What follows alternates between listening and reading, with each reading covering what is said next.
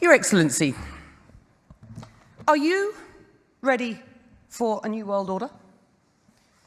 I think, Becky, the main problem is, if you think of the technology is 21st century, 22nd century technology. What is happening in AI, what is happening everywhere really that will really transform and is transforming our lives and also transforming international relations. But I think the frame of thinking is still 19th century. I think this is one of the problems that we have in the international system.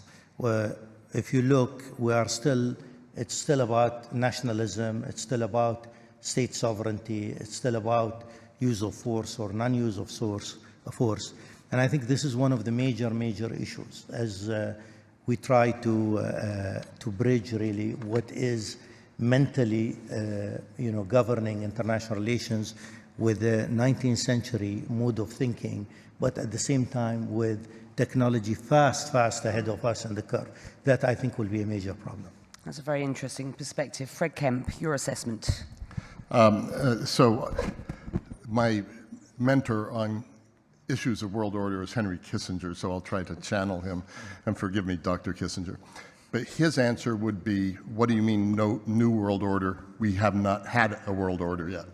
What we've had is we've had a Western order that was imposed on the world. And so the first world order in modern times, or somewhat modern times, was 4 centuries ago with the Treaty of Westphalia, ending a century of conflict, the 30 Years' War.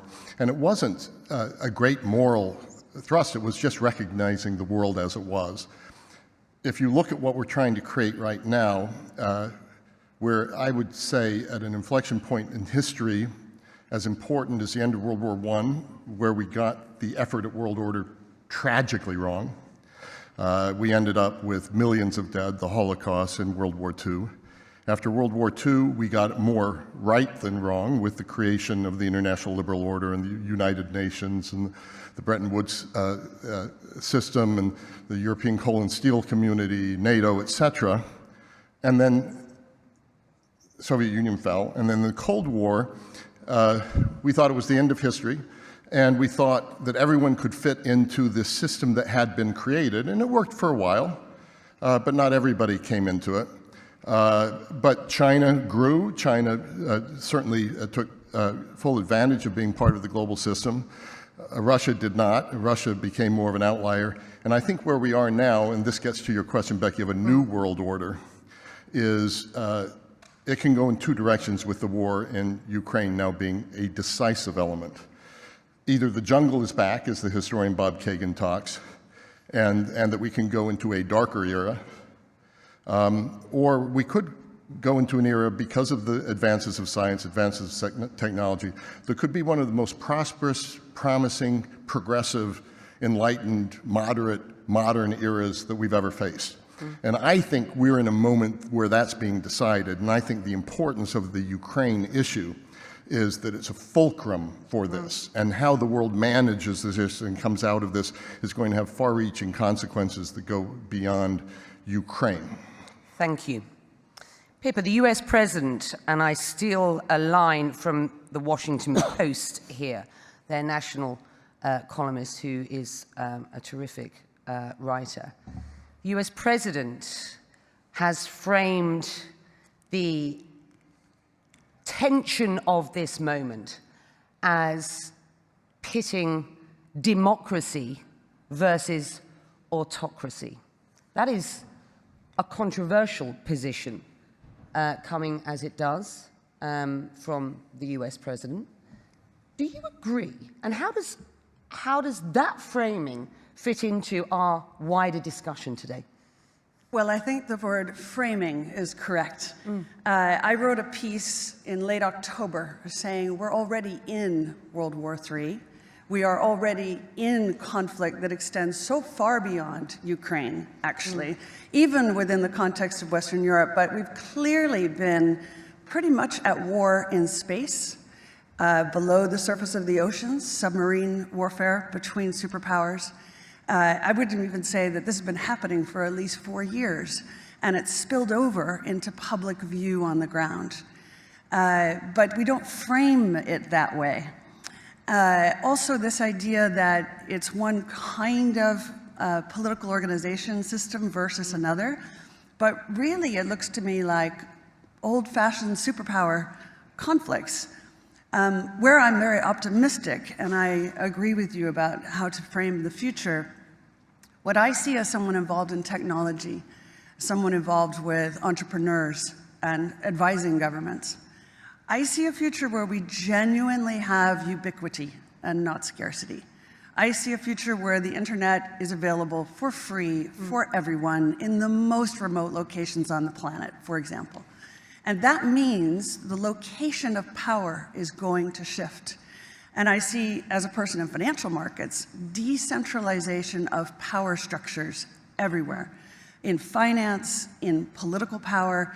And in fact, this conflict that we're in right now may be the beginning of that shift. I certainly see many people from the industrialized world looking very actively to move to places that they used to consider emerging markets, to build businesses there, to expand there. So I also think, to finish, this idea that autocracies have an advantage over democracies, I will fight that tooth and nail. I don't think it is correct, and I think our view that just because, for example, China had a more autocratic approach made them more successful is unproven by time. And we are going to find the places that allow the entrepreneurial spirit to thrive the most and give the greatest political latitude are the ones that are going to grow the best. Thank you, Pippa. George, your assessment, briefly. I think human beings live their lives in a storm, and nations live their lives in a storm. And we're gifted with nostalgia. We remember times that never were and long for them. So we are now in a normal condition of humans. We love those we love, we hate those we hate, we fight, we make up. And human beings are this thing. But it is the most interesting thing that we remember things that we never ever were. We remember a time where this tension of love and hate didn't exist. We remember a time that if we could only get back to, all would be well. And sometimes we imagine that if I have the internet, that will take me home. But there is no going home, we are at home. And we have to be at peace with where we are. And there is no time that has ever been at peace with the chaos that it was surrounded by. And that's the tragedy of the human condition. And it's greatness. Right, thank you. Your positions are quite clear. Dr. Anwar Gargash, then, let's just start with you. If we are looking at a new world order that is, as Pippa describes it, decentralized, if we are looking at a new world that is not a single power based, as it were, and a world that is layered by these, what feel like very new global issues of climate change, of cybersecurity, as you suggest, of technology and the speed of that. What does that mean for this region? Because the perspective that we discuss world order through, as Fred has rightly pointed out, has been a Western perspective. My sense is that we must stop doing that. So what is the impact on this region? I think to start with, Becky, the region has to catch up. I mean, the region is really behind various other regions in the world. And I think it's by prioritizing its own politics and prioritizing its own polarizing wars and confrontations. The region really, I think, number one, as the world is becoming multipolar, and I believe it is, and I agree also with the idea that this multipolarity is moving from economic to, from political to economic to what I would call even currency multipolarity as we move forward. I think the region is really going through two phases. Number one is witnessing the sort of upper structure changing, but it has to catch up. And it has to catch up by emphasizing, in my opinion, non-political issues. Some of them are global issues, the ones you mentioned, and certainly COVID is a clear test of what we should be concentrating on: food security and cyber capability and climate change and others. But more fundamentally, I think the region lags behind in terms of multi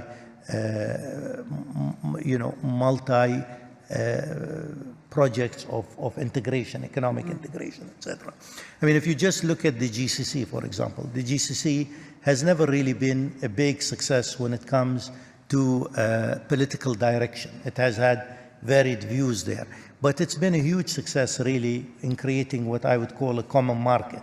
So I think the region needs to catch up before it actually becomes a major player. Otherwise, it will be very much subservient to this multipolarity that we're talking about. And I want to come back to you for a sense from you, which I think would be extremely useful for this audience, as to what is going on behind the scenes here. When I say behind the scenes, it's very visible that there is enormous change in this region. Witness the meeting in the Negev Desert, the summit attended by the foreign minister here, His Highness Sheikh Abdullah bin Zayed, 4 Arab foreign ministers meeting in the Negev Desert with the Israelis. I mean, if you told me that that was going to happen 3 years ago, 2 years ago, even a couple of weeks ago, I think I'd have still been surprised by that. So I do want to get, because I think that's very important, we get your perspective as to what is going on behind the scenes. But thank you, Fred.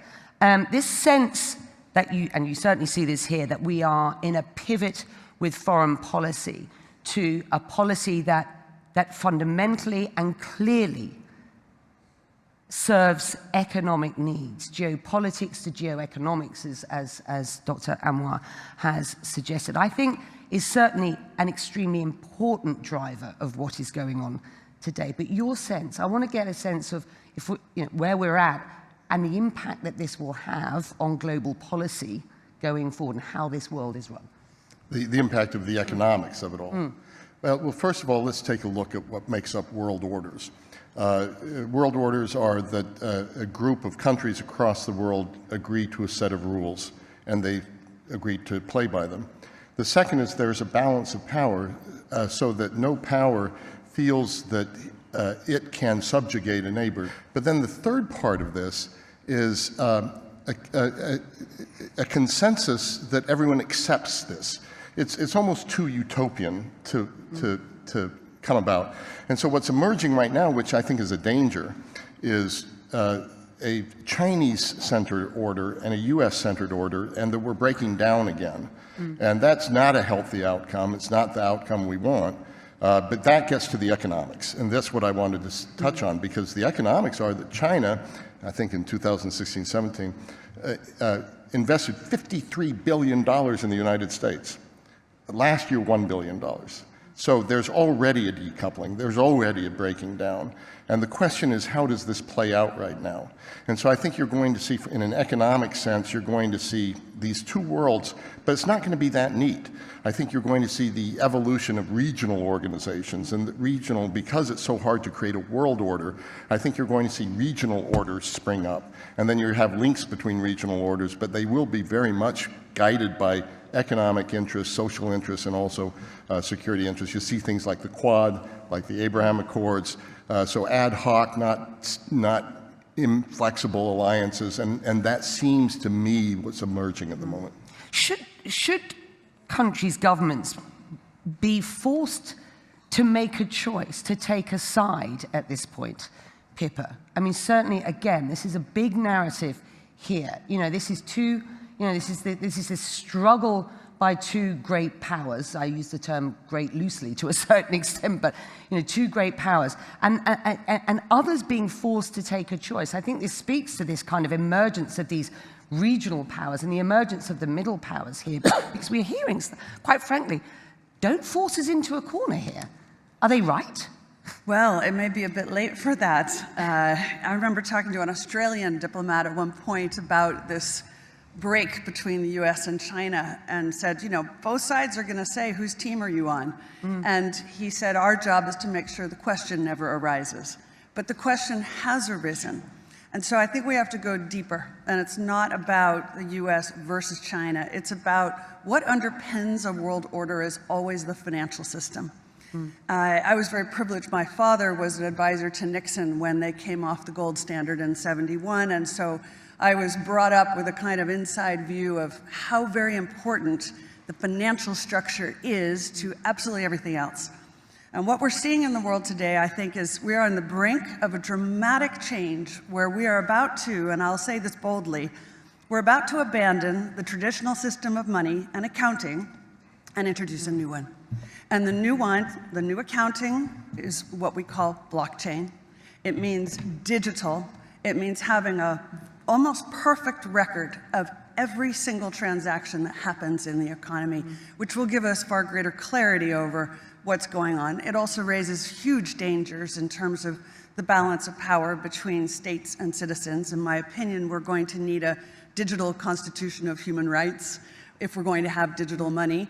But also, this new money will be sovereign in nature. Most people think that digital money is crypto and private, but what I see are superpowers introducing digital currency. The Chinese were the first. The US is on the brink, I think, of moving in the same direction. The Europeans have committed to that as well. And the question is, will that new system of digital money and digital accounting accommodate the competing needs of the citizens of all these locations so that every human being has a chance to have a better life? Because that's the only measure of whether a world order really serves. George, what do you believe the biggest shift will be? Well, there's always a major shift in great powers. The world in 1945 was defined in a certain way. In 1991, the Soviet Union collapsed. Maastricht was written. The Japanese economic miracle turned out to be not such a miracle, and so on. So in 1991, we had a change. We are now having another change. The first, we are discovering that Russia is not a great power. Economically, it lags behind South Korea.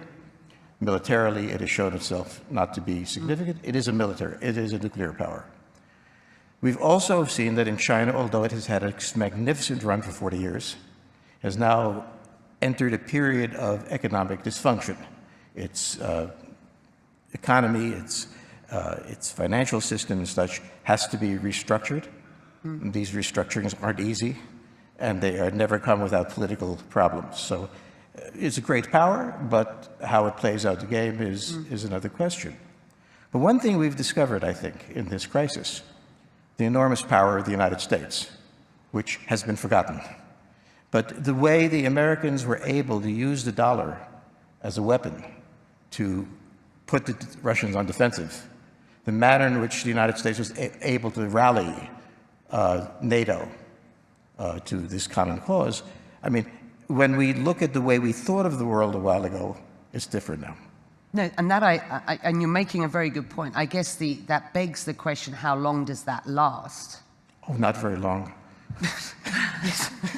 No, I mean, look, also begs the question. So go on. When 1945 went to 1999, 1999 went to this point, if this is a transitory point, and every 20, 30, 40 years we have a transition in the world, and that should not be unexpected. We're a dynamic people, and we will change the way we live, and the system will change, and we will have to align ourselves with it.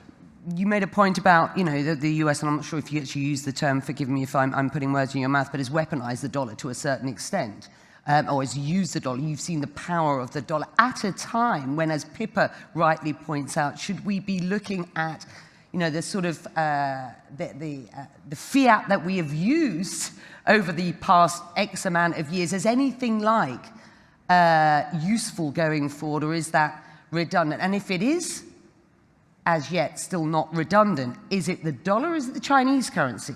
And we have seen the efforts or the noises made by the Kingdom of Saudi Arabia recently just to suggest that it doesn't have to be the US currency that is the currency of repute going forward. You're all making some absolutely fascinating points. I think, with 15 minutes left of what is a ridiculously short panel as far as I'm concerned, I think it's important to get a sense from you all as to how you believe governments will navigate the new global dynamics to shape a better future? Which brings me very neatly to, if you will, Dr. Anwar, just explain, if you can, what is going on in this region at present?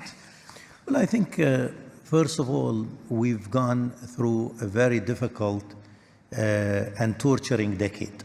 And I think from the UAE's perspective, we need to turn the page and start a new page. And that new page is basically reaching out to various friends, of course, but adversaries also, and to make sure that we rebuild these bridges. We're not going to agree with everything they want to do, etc. And the Middle East really, going back to the Najaf summit, the Middle East is not really only about Iran, and the Middle East is not only about Israel. Because you could be confused by that. Yeah, you could be confused. Sure. You could be confused, and I think our whole intention is to find a way of functionally working with Iran. Our whole intention is to make sure that there is an agenda of stability and prosperity in the region that includes Iran and others. But I think the other also important element that you should not, be blindsided by, energy is coming back as a major component of many of the Middle Eastern and indeed world discussion. What people thought was the death of carbon energy, of fossil fuels, etc., is, I think, a little bit premature. And I think you're seeing that also coming out in many of these discussions. I want to come back to the whole issue of this issue between democracy and authoritarianism. I think that this sort of binary is, from our perspective, is not the one we see. I think there are so many shades in between, and I think, for example, in COVID, it was really government efficacy that really identified who did well and who didn't do well. But I believe that you do ultimately need, perhaps in the middle between these two, you need something called governance. I think if every democratic attempt in the Arab world has turned ideological or tribal, so I'm not sure that this is really something that we can actually, work out very successfully here. But we do need governance. And governance, of course, includes a lot of components that are there. And I think this is perhaps the middle between the two binaries that you mentioned. Fred. Yeah, and Becky, I think I can pick up on Dr. Gargash because I agree with him completely that it's in a way, it's a false narrative. The issue is government effectiveness and whether the people consider the government to be legitimate. Democracy is one way to achieve that. There are other ways to achieve it. And the legitimacy is gained by governments that can deliver the goods, effectiveness to their people, can deliver freedom, which people want, so ensure human rights, ensure freedom, but at the same time ensure order, ensure safety, ensure health care.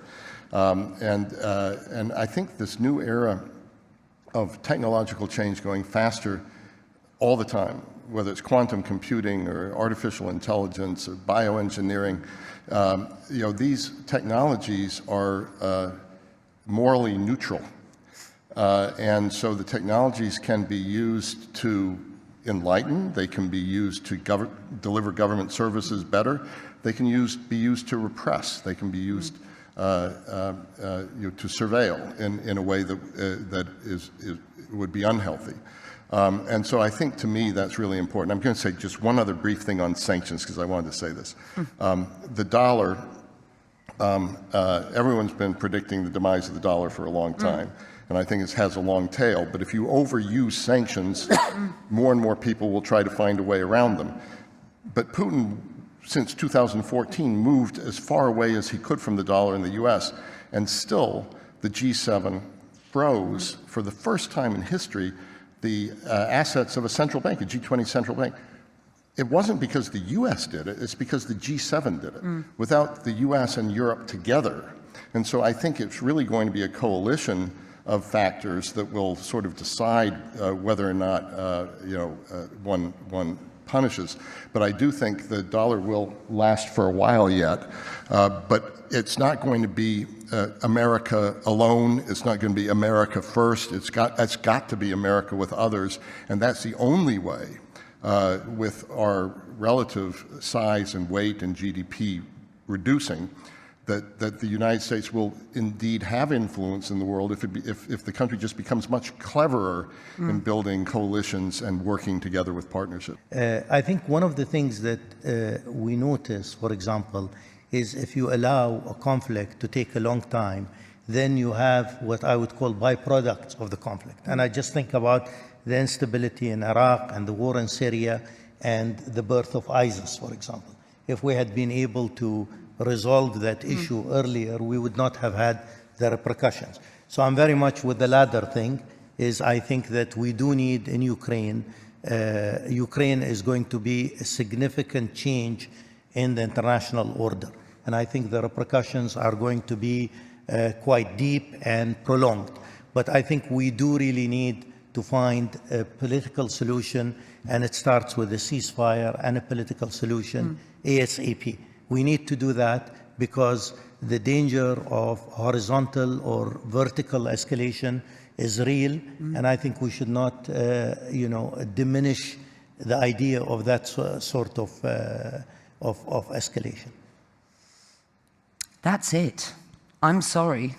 I feel that this could have been much longer. I wish it had been. I know that you are all here, so for the audience, I'm sure that you are all eager to continue this conversation. It cannot be completed in 40 minutes, but we've given it a good go. I hope you agree. Certainly your perspectives are incredibly invaluable as we sit at what is a very transformative time. Are we ready? I don't know. Are we at an inflection point? I think we all agree that we are. Thank you very much indeed for being with us today, and to my esteemed panel.